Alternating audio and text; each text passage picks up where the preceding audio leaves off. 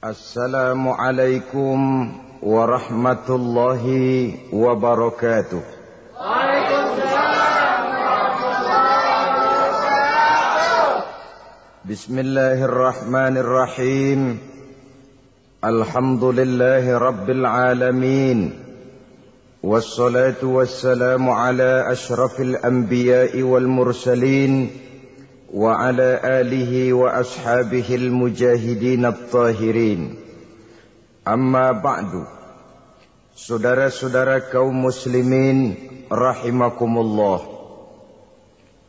Pada pertemuan terdahulu kita sudah membicarakan hal-hal yang menyangkut dengan tuntunan suami istri. Maka pada pertemuan kali ini pembicaraan kita lanjutkan dengan membina rumah tangga bahagia menurut agama kita. Sebagaimana yang sama kita maklum bahwa manusia hidup memerlukan idola, memerlukan figur-figur yang akan dijadikan contoh di dalam kehidupannya. Sifat ini dinamakan hubbut taklid atau kecenderungan untuk meniru, dan nampak lebih menonjol pada kehidupan anak-anak remaja atau para pemuda.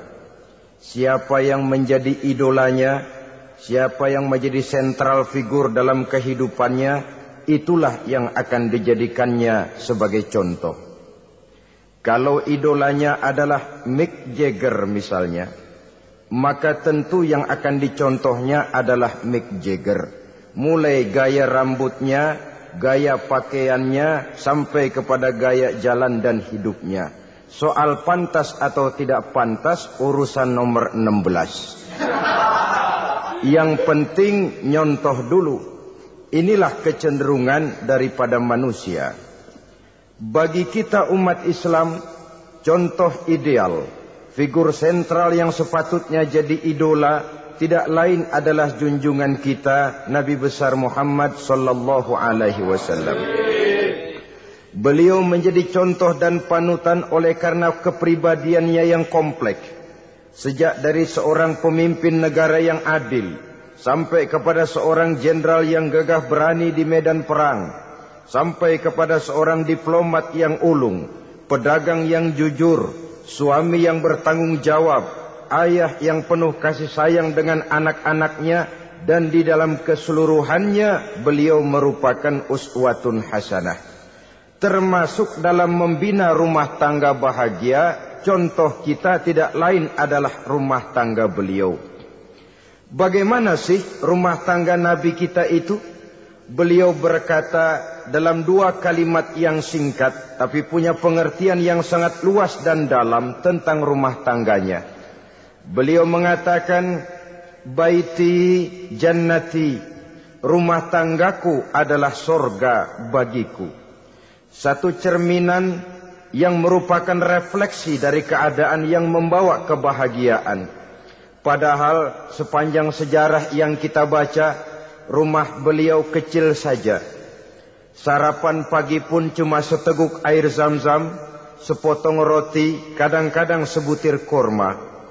Tidurnya di atas kain kasar yang separuh jadi selimut, separuh jadi alas tidur. Tetapi di tengah kondisi yang semacam itu, beliau sanggup berkata, baiti jannati, rumah tanggaku adalah surga bagiku.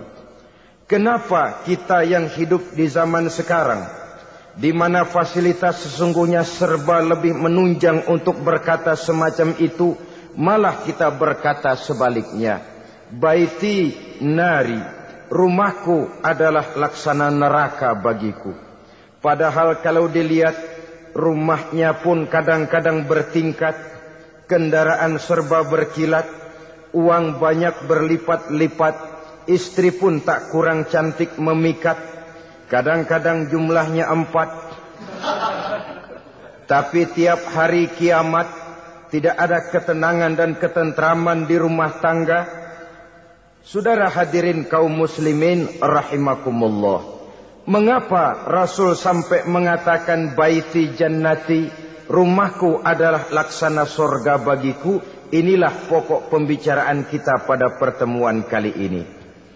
Sebagaimana yang kita maklum bahwa nikah dalam pandangan Islam bukan hanya sekedar untuk memenuhi kebutuhan biologis manusiawi.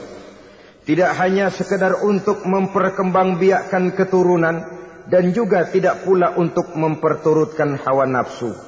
Lebih daripada sekedar itu, nikah dalam pandangan Islam merupakan ibadah.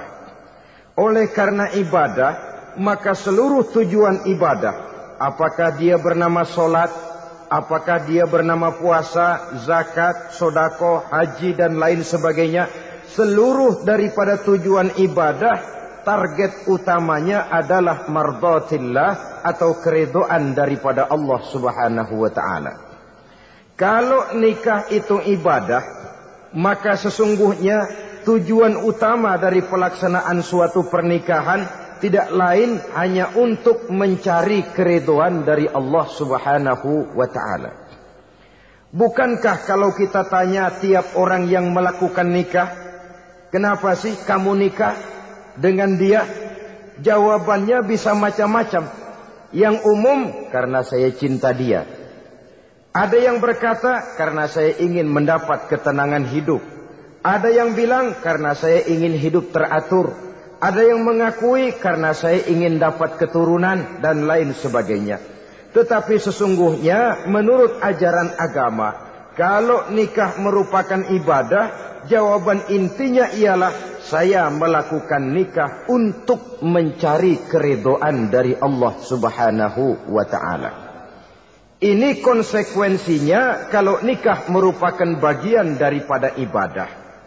Rumah tangga yang didirikan atas dasar mencari keridhaan Allah, maka akan diwarnai oleh nilai-nilai luhur daripada ajaran agama. Tanpa harta orang memang sulit untuk bahagia. Tapi harta bukan jaminan orang lalu akan bahagia. Harta pada suatu saat akan berakhir. Kecantikan akan berkurang. Pangkat dan jabatan akan sampai kepada batasnya.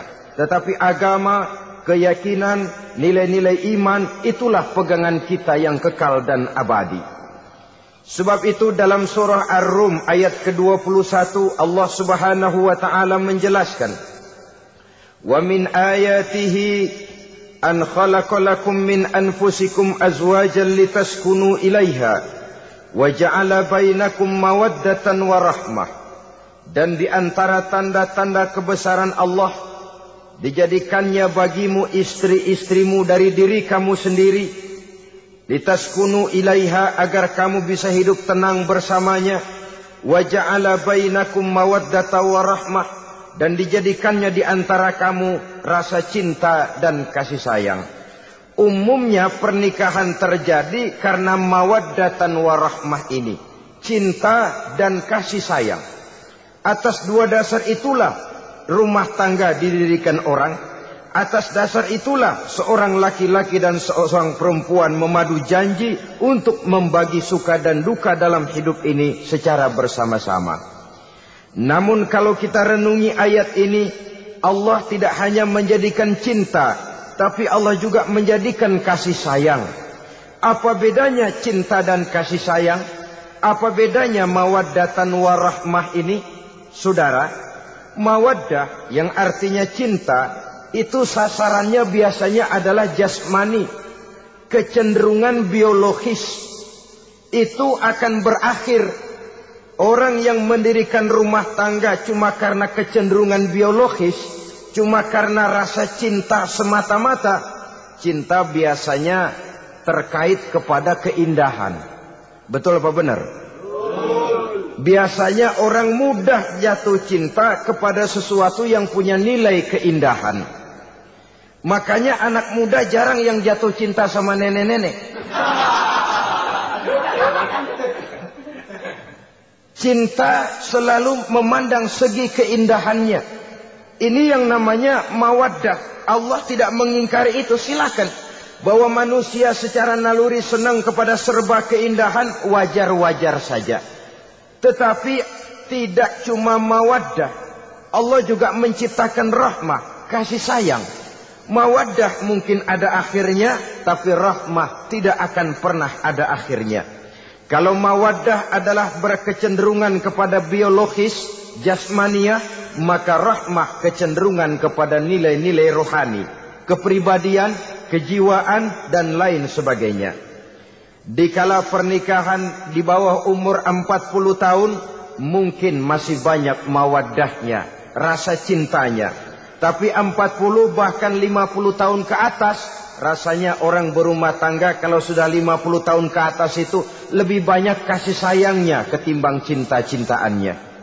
Kalau satu rumah tangga hanya didirikan atas dasar mawaddah saja, atas dasar cinta saja, padahal cinta itu terpaut kepada hal-hal keindahan, keindahan satu saat akan menurun.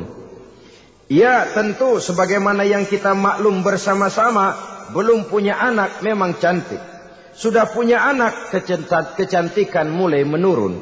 Punya anak 2, kulit mulai mengkerut. Punya anak 3, onderdil mulai dol. Punya anak 4, apalagi tidak pandai merawat diri, persis dompet tanggung bulan.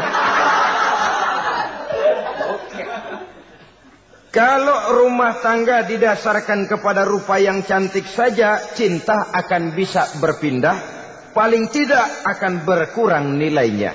Sebab itu Allah tidak hanya menyediakan mawaddah, warahmah. Dijadikannya di hatimu itu tidak cuma sekedar cinta, tapi juga kasih sayang. Nah, kasih sayang inilah apabila berakar dan berurat dari nilai-nilai keagamaan yang akan menopang jalinan rumah tangga bahagia. Mengukuhkan usaha untuk mencapai mardhatillah atau keridhaan daripada Allah Subhanahu wa taala. Dengan demikian, berumah tangga bukan tujuan. Ini kalau kita lihat dari segi agama. Berumah tangga cuma alat untuk mencapai mardhatillah, keridhaan daripada Allah. Seorang suami yang pergi pagi pulang sore peras keringat banting tulang mencari nafkah untuk menghidupi keluarganya, kalau niatnya untuk mardhatillah maka pergi usahanya adalah ibadah. Sementara si suami pergi berusaha, istri di rumah mendoakan suaminya, itu juga merupakan bagian daripada ibadah. Marilah kita biasakan membina satu rumah tangga untuk mencapai keridhaan daripada Allah Subhanahu wa taala. Ini motif dasarnya. Karena itu Rasul Anas bin Malik pernah bercerita, bertahun-tahun saya membantu di rumah tangga Rasul. Selama tahun-tahun yang panjang saya membantu di rumah tangga beliau itu, kata Anas bin Malik, belum pernah kok saya mendengar kata-kata kasar, keras, membentak-bentak. Belum pernah saya melihat ada piring terbang, sandal melayang, ada penggorengan nitir di atas. Belum pernah, padahal tahun-tahun yang panjang sudah saya lalui. Itu rumah tangga Rasul. Istrinya lebih dari 1, tapi tenang, ayem, adem. Walaupun gosip selalu ada. Ini loh ya, namanya hidup berumah tangga. Jangankan rumah tangga kita manusia biasa, rumah tangga Rasul pun tidak luput dari gosip yang kita kenal dengan hadisul ifki itu. Itu sampai tercatat dalam sejarah. Tetapi yang jelas, dengan istri yang lebih dari 1, rumah tangganya tenang, tentram, adem. Kita di rumah tangga istri 1, seminggu 7 hari, berantemnya 6 hari. Cuma 1 hari gencatan senjata. Saudara hadirin yang saya muliakan, kalau tujuan rumah tangga adalah mardhatillah, apa ciri dari suami istri yang menegakkan rumah tangga untuk mencapai ridho Allah itu? Pertama, sepasang suami istri yang membina rumah tangga semata-mata untuk mencapai keridhaan Allah, cirinya yang pertama, bersyukur apabila beroleh nikmat. Ini ciri yang pertama. Bersyukur kepada Allah, kepada sesama berterima kasih. Suami berterima kasih kepada istri, bertahun-tahun didampingi hidupnya, dicucinya pakaiannya, dimasaknya makanannya. Tidak istri mengeluh walau hidup lebih banyak kurangnya daripada cukupnya. Suami pandai berterima kasih kepada istrinya. Sementara istri pun bisa berterima kasih kepada suaminya.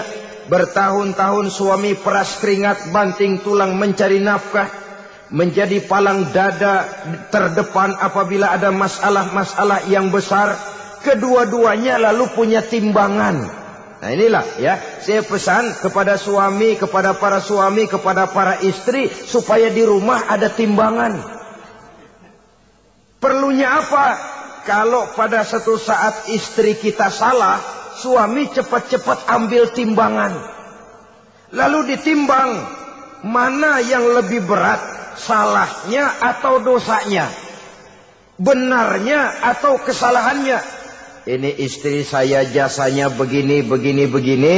Lalu jasanya begini, begini. Salahnya ini. Mana yang lebih besar? Jasanya atau salahnya? Dengan adanya timbangan, maka keputusan akan objektif.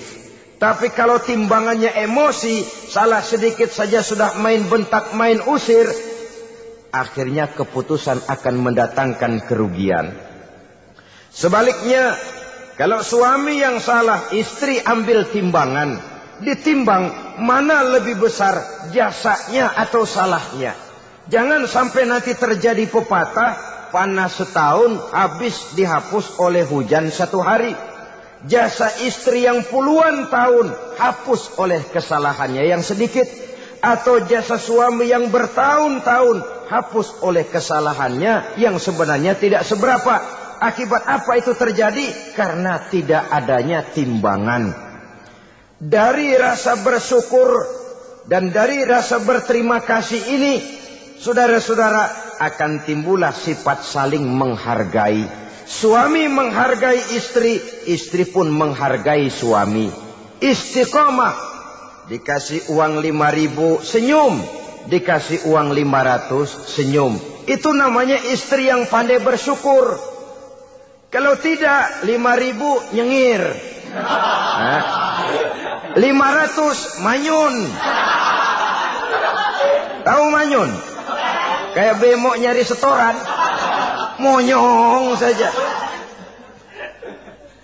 Ada sikap istiqomah di dalam membina kehidupan berumah tangga ini. Lalu mengerti posisi suami. Ini termasuk tanda berterima kasih. Suami saya itu kerjanya apa? Golongannya apa? Gajinya sebulan berapa? Atas dasar itu, lalu istri menjadi istri yang tahu diri. Walaupun suami harus menyenangkan istri, istri pun hendaknya nimbang, tahu batas kemampuan suami. Kemauan mungkin tidak terbatas, tapi kemampuan sangat terbatas. Kalau suami pegawai kecil, ya mintalah yang kecil-kecil. Kalau suami pegawai rendah, mintalah yang sesuai dengan kemampuannya. Jangan suami gajinya cuma 50.000 sebulan, istri menuntut minta dibeliin gelang yang kayak pelek becak. Tentu sudah overacting namanya. Saudara hadirin yang saya muliakan, kunci awalnya bersyukur kepada Allah. Kalau sudah bisa berterima kasih kepada manusia, hati ini akan mudah bersyukur kepada Allah. Rumah tangga yang pandai bersyukur, berapapun kecilnya nikmat, bukan kecilnya yang dia lihat, tapi karunia Allah yang dinilai. Sehingga dari rasa berterima kasih kepada manusia, akan timbullah rasa syukur kehadirat Allah Subhanahu wa ta'ala. Itu yang sering diistilahkan orang. Kalau dia punya mobil, dia berkata, alhamdulillah kita punya mobil. Tetangga kita cuman punya motor. Kalau dia punya motor, syukur kita punya motor. Tetangga kita cuman punya sepeda. Kemana-mana kekejek melulu. Kalau dia punya sepeda, alhamdulillah punya sepeda. Tetangga kita sebelah nggak punya apa-apa, kemana jalan kaki saja. Kalau dia jalan kaki, alhamdulillah kita masih bisa jalan. Tetangga kita sebelah lumpuh bertahun-tahun nggak kemana-mana. Kalau dia lumpuh, alhamdulillah kita masih hidup. Tetangga kita kemarin mati nggak balik lagi.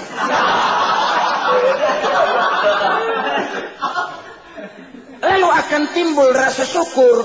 Tapi kalau sudah lumpuh ngelihat yang bisa jalan ngelihat yang naik sepeda, yang punya sepeda lihat yang punya motor lihat yang punya mobil lihat yang punya pesawat.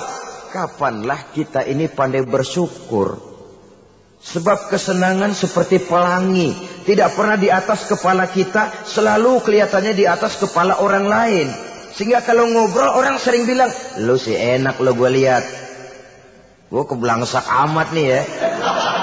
Setiap orang ngomong kepada kita begitu nadanya. Kita yang dilihat enak, sementara kita melihat orang lain enak. Tukang tahu melihat tukang tempe enak. Tukang tempe melihat tukang tuak enak. Tukang tuak bilang tukang sirsak enak. Enak itu seperti pelangi. Namun kalau kita mau merenungi, tidak pernah Allah berhenti memberikan nikmat kepada kita. Sejak kita bangun tidur sampai kita tidur kembali, bahkan tidur itu sendiri, seluruhnya tidak pernah putus dari nikmat Allah. Bahagia ada di gubuk reot, bahagia ada di rumah mewah, bahagia ada di hati kopral, bahagia ada di hati jenderal, di gunung dan di kota, di hutan belantara dan di desa, di keheningan malam atau di keramaian siang. Kalau kita mau mencari, bahagia selalu ada. Tapi hati yang tidak pandai bersyukur, bagaimanapun banyak kebahagiaan yang meliputi hidupnya, dia tidak akan pernah pandai mensyukurinya. Maka berterima kasihlah kepada istri, berterima kasihlah kepada suami, bersyukurlah kehadirat Allah Subhanahu wa ta'ala. Saya sering mengatakan, ibu-ibu walaupun suaminya itu jelek, mukanya rebek, matanya belek, hidungnya pesek, potongannya brengsek, kalau memang merupakan suami, tepuklah dada, suamiku adalah Arjunaku. Asik. Sebaliknya, seorang suami bagaimanapun kondisi istrinya, kalau itu memang jodohnya, beranilah berkata, istriku adalah Romeoku. Sorry ya, istriku adalah Julietku, atau istriku adalah Sri Kandiku. Biarin pengkor ya pengkor, gak ada urusan. Mensyukuri. Kalau tidak mensyukuri, yang timbul lalu sesalan. Kalau sudah sesalan, mudah umpat mengumpat, caci mencaci dalam rumah tangga, lalu terjadilah kegaduhan. Ketenangan sulit kalau sudah tidak ada unsur saling menghargai itu. Lebih celaka lagi kalau sudah mengarah kepada penyesalan. Kata istrinya, bang, gue nyesel kawin sama lu. Suami digituin, mungkin gede kepalanya. Kalau lu nyesel, apalagi gua, makin nyesel. Iya, coba pikir bertahun-tahun kita berumah tangga, memangnya abang bisa beliin apa sama saya? Itu juga gerobok kalau nggak ngeridit, bang. Kalau nggak ngeridit, memangnya kamu bayar kreditan pakai daun pisang? Saudara hadirin yang saya hormati, ini saya tekankan kepada ibu-ibu karena penyakit perempuan umumnya. Pernah Rasul itu pulang Isra Mi'raj cerita, saya pulang Isra Mi'raj diperlihatkan neraka. Neraka ya Rasul? Lalu bagaimana? Saya lihat kok isinya kebanyakan perempuan. Perempuan. Laki juga tidak sedikit. Cuma kebanyakan kok perempuan. Apa perempuan tidak sholat ya Rasul? Sholat. Tidak puasa? Puasa. Tidak ngaji? Rajinan dia sama suaminya. Tapi kenapa lebih banyak di sana? Rasul berkata, hunna yakfurnal asir. Penyakit umum dari perempuan tidak pandai berterima kasih kepada suaminya. Ini rupanya penyakit umum dari tahun atu. Saudara hadirin yang saya muliakan, jadi rumah tangga yang didirikan atas dasar mencapai ridho Allah, maka kelihatan dari pasangan suami istri menjadi orang yang pandai bersyukur terhadap nikmat.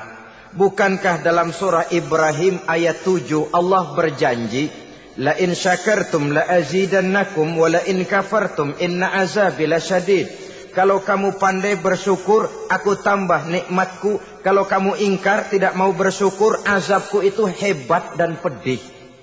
Rumah tangga yang suami istrinya tidak bersyukur disiksa oleh perasaannya sendiri. Tetangganya dapat nikmat, dia yang meriang. Tetangganya dapat kesenangan, dia yang sakit hati. Dia tidak melihat nikmat yang diberikan kepadanya. Nikmat yang orang lain punya aja yang diincar. Nikmat orang lain aja dihitung-hitung. Tangga kita, si Ano, baru habis beli Ano. Yang sebelah belilir habis beli kukusan. Cuma sekedar kukusan saja. Orang lain beli apa-apa jadi bahan diskusi di rumahnya. Orang lain saja yang diusut. Timbul dendam kesumatnya, timbul hasutnya. Dia tidak bersyukur dengan nikmat yang ada dalam rumah tangganya. Isi rumah tangga semacam itu disiksa oleh perasaan hasutnya sendiri. Jauh dari kebahagiaan, kering hatinya, miskin jiwanya, merana batinnya.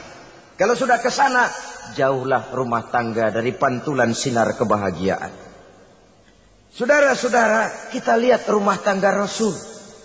Dari rumah yang kecil, dari tempat tidur yang syaratnya kain kasar, separuh jadi selimut lagi. Keluar ucapan baiti jannati. Kenapa? Beliau orang yang pandai bersyukur kepada Allah, bisa berterima kasih kepada istri-istrinya, dan istrinya pun pandai berterima kasih kepada Rasul dan bersyukur kehadirat Allah Subhanahu wa taala. Maka nikmat lalu bertambah.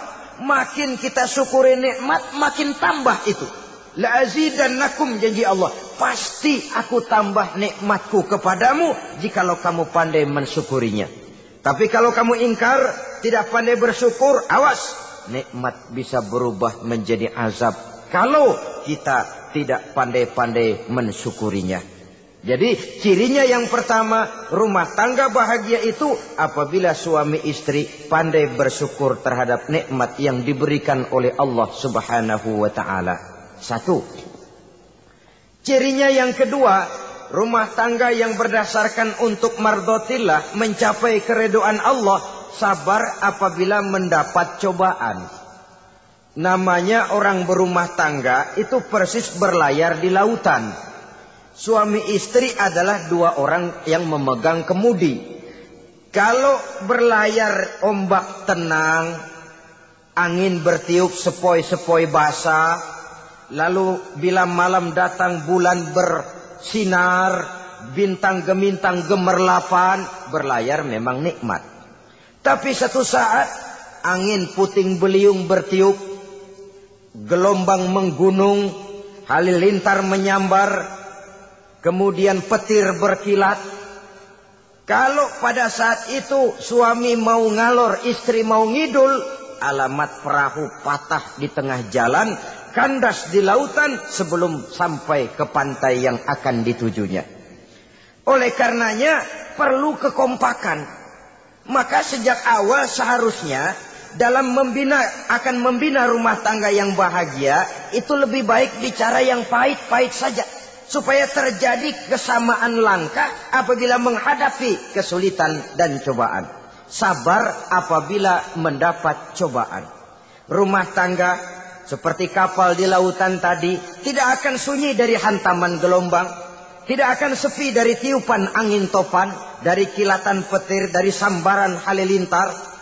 Baik suami, baik istri harus sabar menghadapi kesulitan.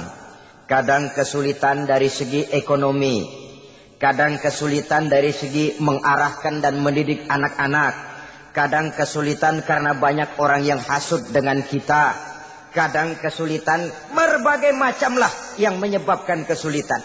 Rumah tangga yang bertujuan mencapai ridho Allah, sabar menghadapi segala macam kesulitan. Saudara-saudara kaum muslimin rahimakumullah. Kesulitan adalah bagian daripada perjalanan hidup. Siapa orangnya yang tidak pernah menemukan kesulitan dalam kehidupan? Rasanya hampir tidak ada. Dan memang kesulitan bukan untuk ditakuti. Kesulitan justru untuk diatasi, dicarikan jalan keluarnya. Begitulah suami istri yang bertujuan mencari ridho Allah. Manakala suami berada dalam kesulitan, istri mencarikan jalan keluar atau berusaha memberikan jalan keluar. Sebaliknya manakala istri dalam kesulitan, suami bisa mencarikan jalan keluarnya. Sabar dalam menghadapi segala macam kesulitan. Dalam surah Luqman ayat 17, Allah Subhanahu wa taala berfirman, "Wasbir 'ala ma asabak, inna dzalika min azmil umur." Dan bersabarlah terhadap apapun yang menimpa kamu.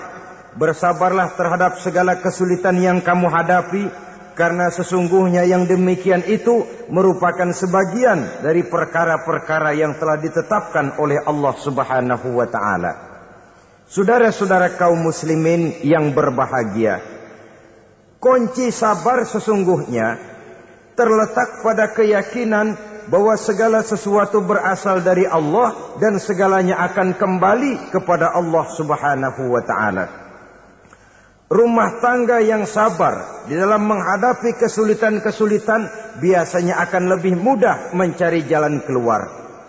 Tapi kalau sedikit kesulitan datang, kita tertimpa oleh kepanikan, oleh kegelisahan, dan oleh ketakutan yang tidak beralasan, maka kesulitan itu bukan saja tidak dapat diatasi, malah rasanya akan menjadi semakin besar di dalam kehidupan kita. Tidak ada rumah tangga yang tidak pernah berhadapan dengan kesulitan, bagaimanapun besarnya rumah tangga itu. Itulah sebabnya kita memerlukan orang lain. Hidup berumah tangga itu seperti orang punya mata. Kalau mata kita kelilipan, kalau mata orang lain kelilipan, gampang kita tiup. Tapi kalau mata kita sendiri yang kena kelilipan, tentu kita memerlukan orang lain untuk meniupnya.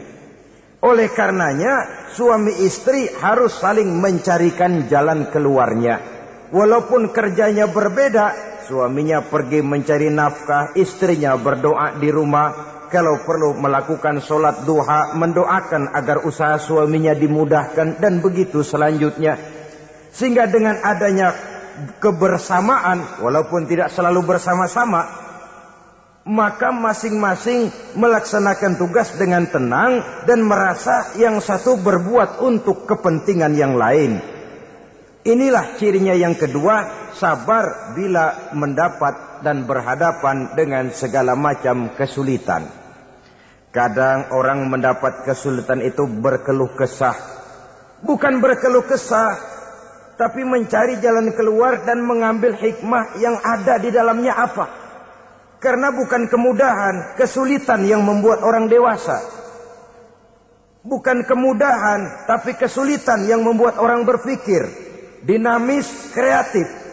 Kalau seluruh jalan yang kita tempuh mudah saja, gampang saja, rasanya monoton kita ini. Kehilangan dinamika dalam perjuangan. Kesulitan yang membuat orang matang, kesulitan yang menempa kepribadian untuk lebih dewasa menghadapi bahtera kehidupan, membuat pandangan makin arif, wawasan makin luas, dan analisa semakin tajam. Sama saja dalam hidup.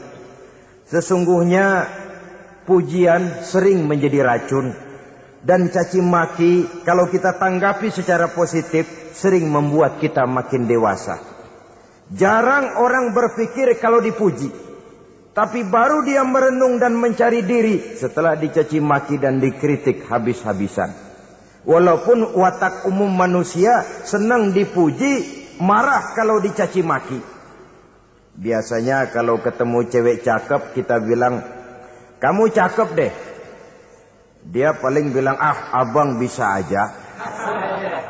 Walaupun dia bilang, "Ah, abang bisa aja," hidungnya mah tetap mekar. Senang kalau dipuji, itu kecenderungan manusia. Marah kalau dicaci maki, marah kalau dikritik. Tapi sesungguhnya pujian sering jadi racun. Caci maki sering jadi obat. Orang takut minum obat karena pahitnya. Padahal efeknya itu akan lebih memberikan kesehatan kepadanya. Orang takut menghadapi kritik. Orang takut dan tidak ingin dicaci maki. Padahal itulah yang sesungguhnya menjadi cambuk kalau tidak dia salah tanggap. Menjadi sugesti yang mendorong dia lebih maju lagi. Karena memang bukan pujian, tapi caci maki dan kritik yang membuat kita makin berpikir tajam. Jadi rumah tangga yang berhadapan dengan kesulitan demi kesulitan, biasanya kalau ditanggapi dengan sabar akan makin mengokohkan fondasi rumah tangga itu sendiri. Tapi kalau kesulitan dihadapi dengan tidak sabar, lalu mencari jalan pintas, kesulitan ekonomi, kebetulan istrinya cakep, istrinya disuruh ngojek. Dah lu ngojek aja deh, gua nungguin setoran dah. Suami tapak di rumah. Saudara hadirin yang saya muliakan, buat sepintas memang mendatangkan materi itu, mengatasi kesulitan ekonomi, tapi apakah bahagia? Walaupun rumah bisa jadi besar, perabotan bisa serba lebih lengkap dan ada, tapi apakah semuanya mendatangkan bahagia? Sementara suami kehilangan rasa cemburunya, dan dalam agama itu disebut dayus. Dayus, suami yang tidak punya rasa cemburu kepada istrinya. Dan orang dayus kayak begitu, haram mendapat bau sorga. Bau sorga saja tidak dapat, apalagi masuk ke dalamnya. Ya tapi juga jangan lantas mentang-mentang harus cemburu sama istri, overacting. Suaminya nawar sayuran, laki pulang ngomel, lu pacaran ya sama tukang sayur. Itu juga over, saudara-saudara. Kesulitan ekonomi diatasi dengan sabar. Sabar dalam arti berusaha dengan tidak mengambil jalan pintas. Berusaha tetap berada di jalan yang diridhoi oleh Allah. Ini yang jadi problema ini rumah tangga sekarang ini. Kesulitan ekonomi. Di mana lapangan kerja sulit. Di mana persaingan hidup tajam.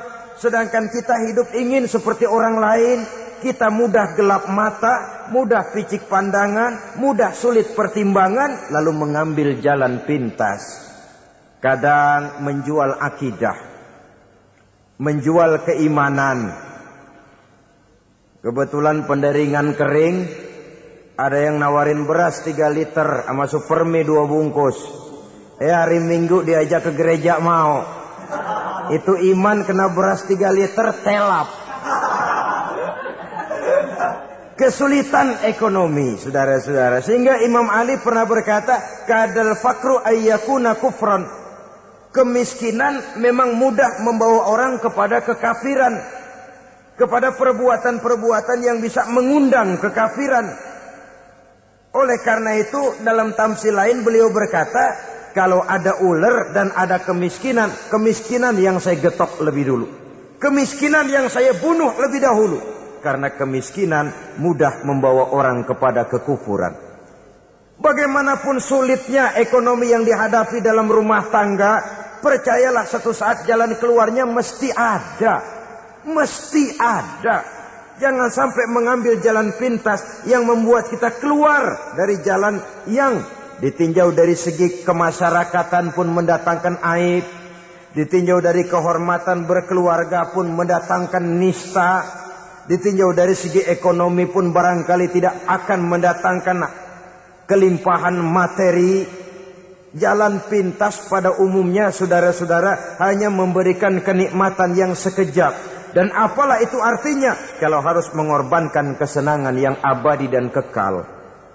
Kadang-kadang mengorbankan anaknya sendiri. Anaknya dikomersilkan. Pokoknya siapa yang nyamper lu berangkat aja dah. Asal pulang nenteng pisang sama jeruk sebongsang, orang tua udah anteng aja udah. Saudara hadirin yang saya muliakan, setiap kita selalu berhadapan dengan kesulitan. Karena itu rumah tangga yang bertujuan mencapai mardhatillah, mereka sabar dalam menghadapi kesulitan. Tidak ada beras, puasa saja, puasa sunnah. Puasa sunnah, lapar tapi ada pahalanya. Daripada tidak puasa lalu ngegerundel. Brengsek Tuhan. Gue sembahyang melulu, lapar juga. Sudah lapar, tidak berpahala. Bukankah Rasulullah sendiri Kalau pulang ke rumah Aisyah lalu berkata, "Ya Humairah, ada makanan hari ini? Ada makanan yang?" "Enggak ada, Bang." "Alhamdulillah, kalau begitu saya puasa." Pulang dari mana-mana, perut lapar, mau makan tidak ada makanan, bukan marah, bukan ngamuk, puasa.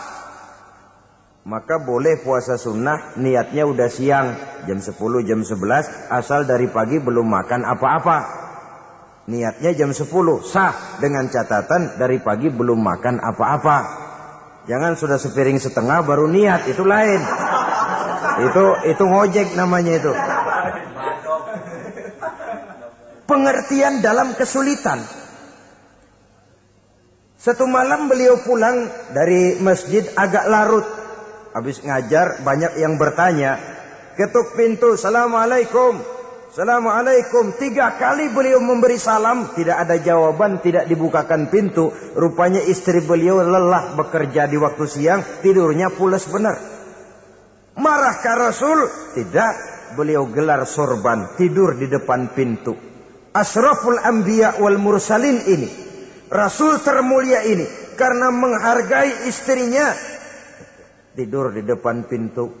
Sampai Aisyah bangun sepertiga malam, terkejut buka pintu, suaminya ada di depan pintu. Beliau bangunkan. Ketika dibangunkan, Rasul lebih dulu berkata, "Maaf sayang, saya pulang terlambat."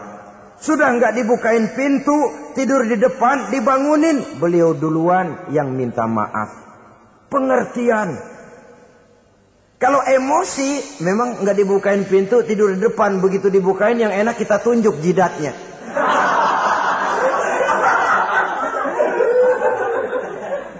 Saudara hadirin yang saya muliakan, kesulitan di dalam kehidupan merupakan bagian daripada kehidupan. Bukan untuk ditakuti, tapi untuk diatasi. Bukan untuk dihindarkan, tapi dicarikan jalan keluarnya. Hadapilah kesulitan dengan baik sangka kepada Allah, dengan lapang dada, dan dengan tetap bersabar menghadapinya. Kenapa? Karena tujuan kita mendirikan rumah tangga, mencapai ridho Allah. Kalau anak kita perjualbelikan, kalau istri kita komersilkan, kalau akidah kita jual untuk mempertahankan rumah tangga, bukankah makin jauh saja rumah tangga itu dari ridho Allah? Ini tujuan utamanya. Yang ketiga,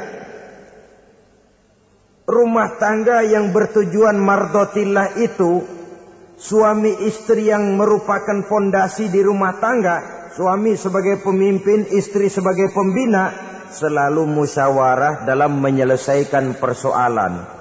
Walaupun istri ditakdirkan sebagai pemimpin, dan suami sebagai pemimpin, dan istri yang dipimpin, tapi agama menganjurkan musyawarah. Jangan mentang-mentang istri nyari duit, suami nyari duit, lalu menteleng.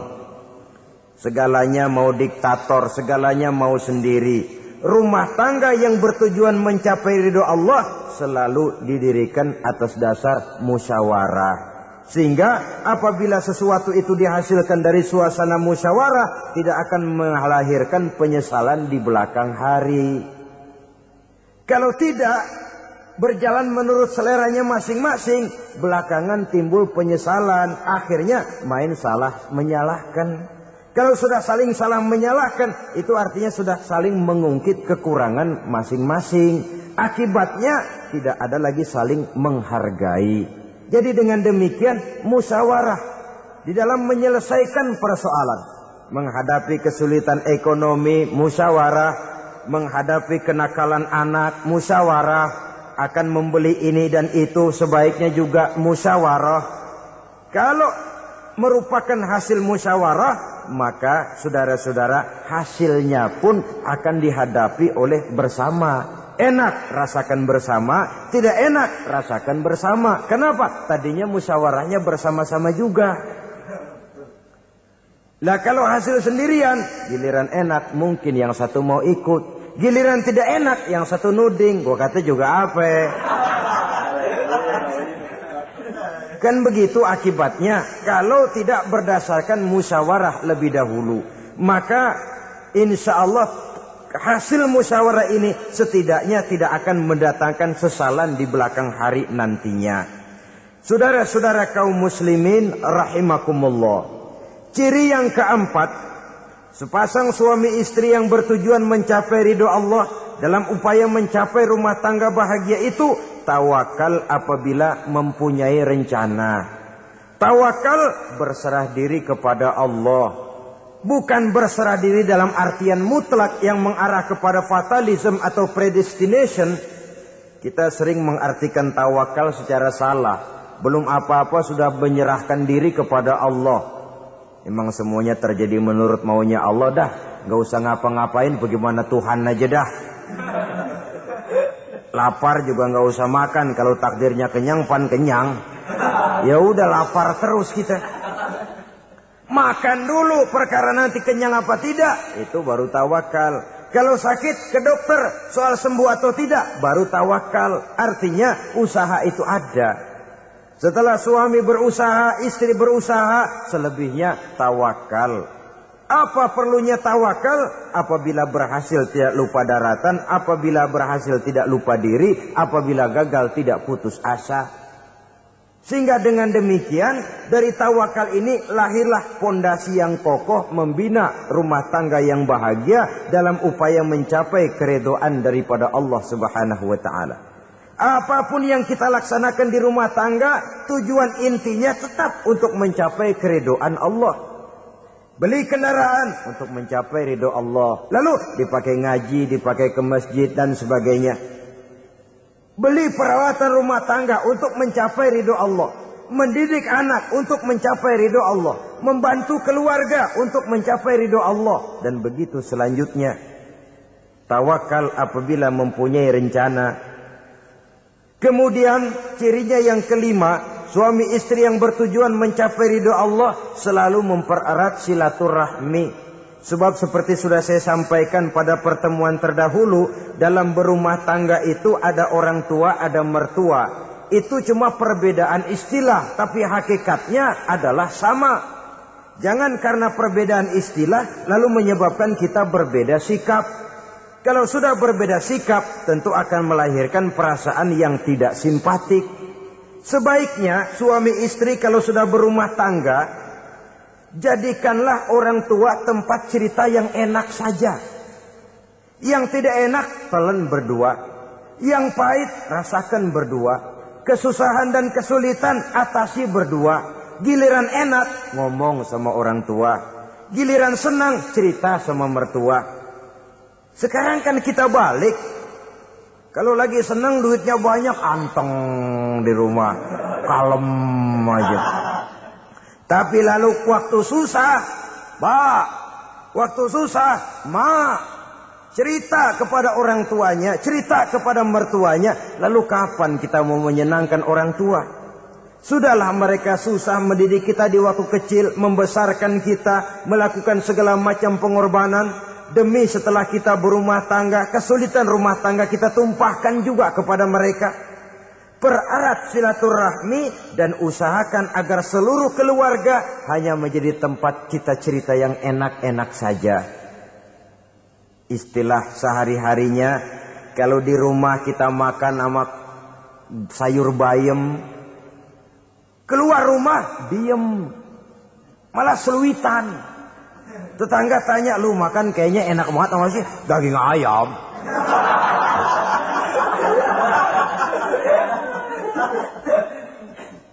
Lalu tetangga kan akan berbisik, ya makannya tuh orang enak bener ya, rumah tangganya tiap hari makan sama daging ayam.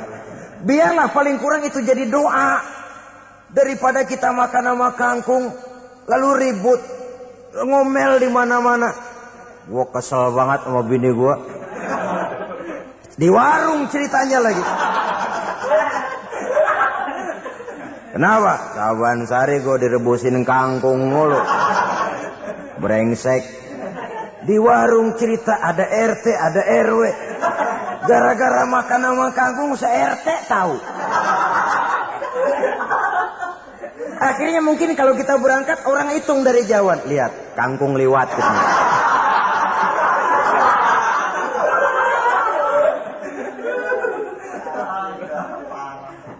Bisa menjaga yang disebut security informasi, rahasia rumah tangga. Bahkan pernah saya berikan contoh karena ingin menghargai.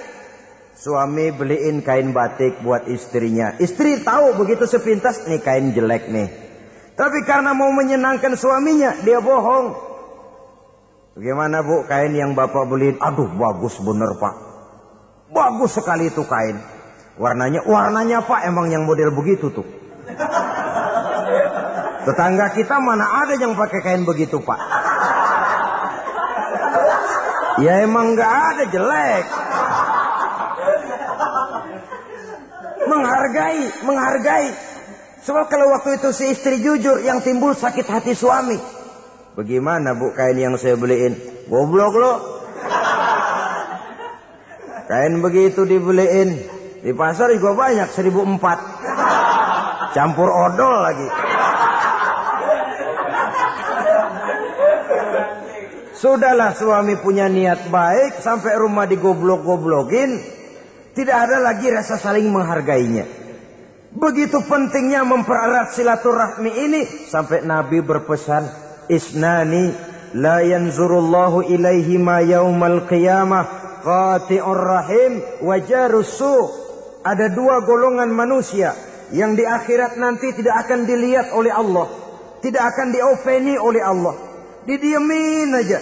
Siapa mereka? Pertama, orang yang suka memutuskan silaturahmi. Yang kedua, tetangga yang jahat dengan tetangganya.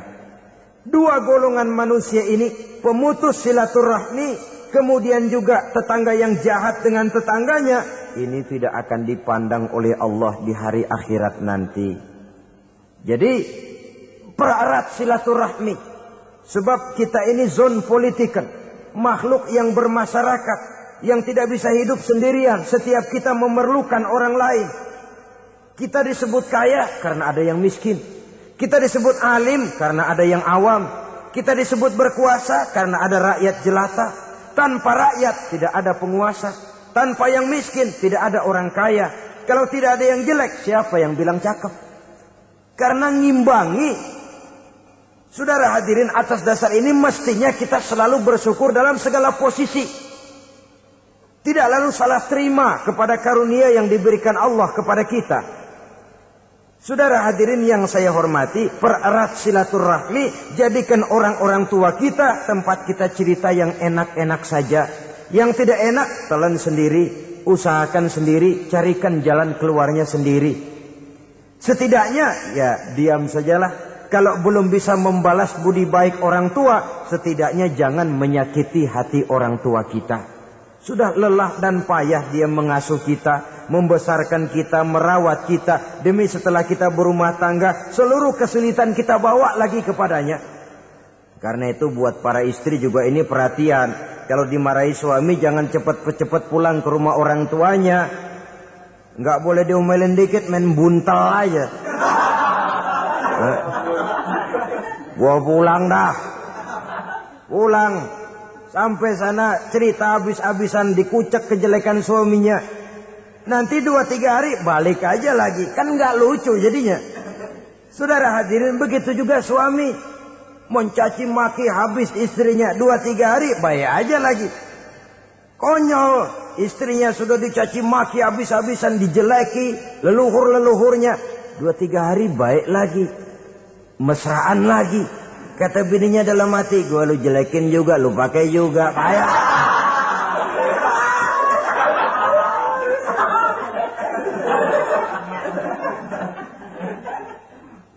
Saudara hadirin yang saya muliakan, itulah sebabnya pada awal tadi saya katakan perlunya kita mempunyai timbangan baik sebagai suami maupun sebagai istri. Nah, dari mempererat silaturahmi ini akan terjalin rasa kekeluargaan. Maka tradisi arisan keluarga itu bagus sesungguhnya untuk mempererat silaturahmi.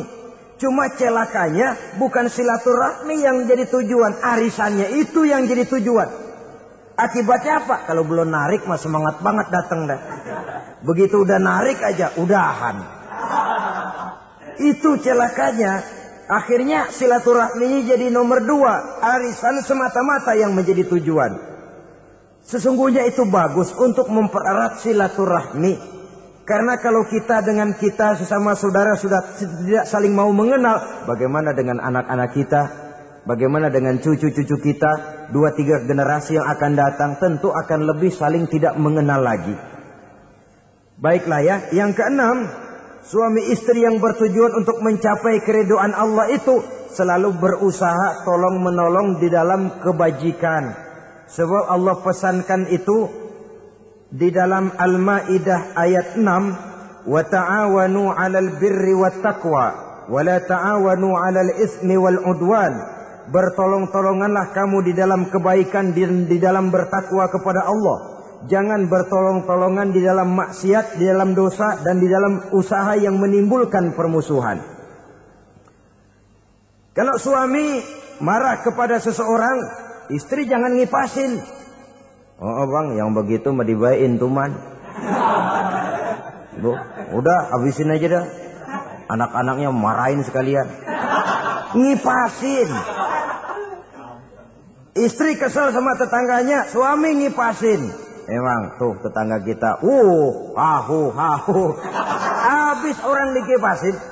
Ta'awanu 'alal birri wat taqwa, bertolong-tolonganlah di dalam kebaikan. Istri malas ngaji, suami mendorong, memberikan sugesti. Suami malas berusaha, istri memberikan sugesti. Saling tolong menolong di dalam kebaikan dan takwa, dan jangan tolong menolong dalam dosa dan permusuhan. Kata suami, Bu, daripada kita melarat terus hidup, kita piara tuyul yuk. Kata istrinya, nah, ini sudah menyimpang bang. Bersabarlah, bagaimanapun insya Allah kita tidak akan mati kelaparan. Piara tuyul itu nanti jadi pindah akidah, merusak iman, berteman dengan setan. Apalah artinya kekayaan dan kesenangan sebentar kalau harus mengorbankan kekayaan dan kesenangan yang abadi. Ini sudah alal ismi wal udwan, sesuatu yang mengandung dosa.